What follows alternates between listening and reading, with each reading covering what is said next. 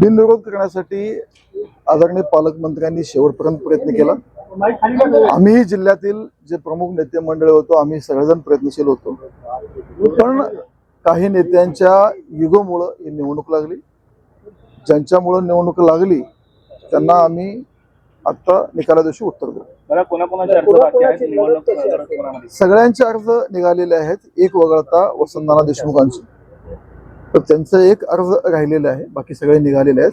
बाकी सगळ्यांनी माननीय पालकमंत्र्यांच्या आवाहनाला प्रतिसाद दिला।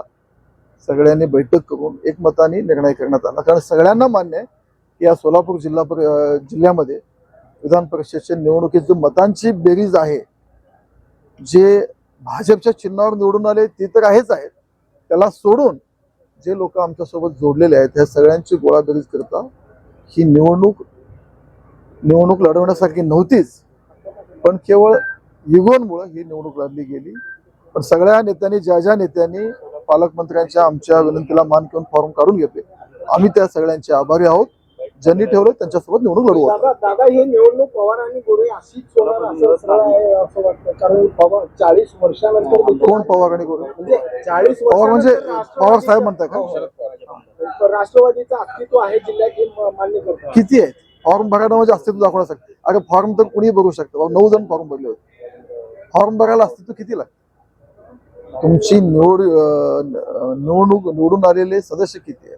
भारतीय जनता पार्टी सहयोगीचे महायुतीचे किती आहे? केवळ बिनविरोध होऊ नाही द्यायचे, केवळ मला काहीतरी महत्व यायला पाहिजे अशा भूमिकेने ही निवडणूक लावलेली आहे।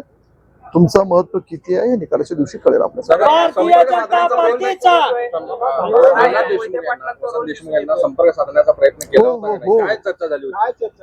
बघा, हे सगळ्याच गोष्टी मीडियावर बोलण्यासारख्या नाहीत।